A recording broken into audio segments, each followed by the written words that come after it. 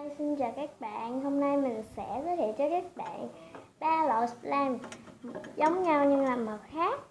Đây, màu xanh nước biển, màu vàng và màu xanh lá cây.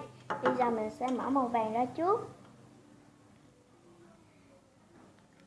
Wow, đây các bạn.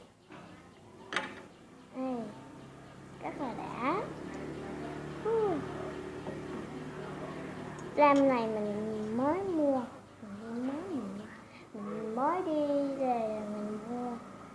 Đây, rất là đã, rất là mát luôn không? Mát quá. Rồi tiếp theo đó là slime màu xanh lá cây. Yeah. Rất là khó mở.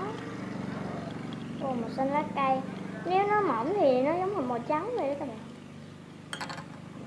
Mình rất là thích màu xanh nước biển nên mình sẽ làm sau. Màu này giống hộp thường màu trắng luôn. Đây. Rất là đã. Màu trắng này các bạn. Đã quá. Cái này cũng rất là mát.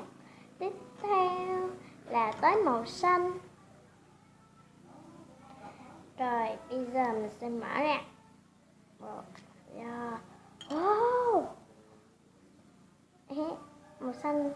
Màu xanh nhiều mà còn đẹp nữa các bạn.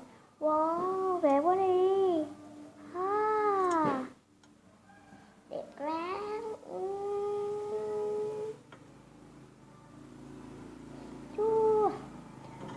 Mình rất là thích màu xanh luôn ha. Nếu các bạn yêu thích kênh chị Lê và các bạn thích loại slime này á thì các bạn hãy like cho mình và subscribe ở bên dưới nha. Hẹn gặp lại các bạn.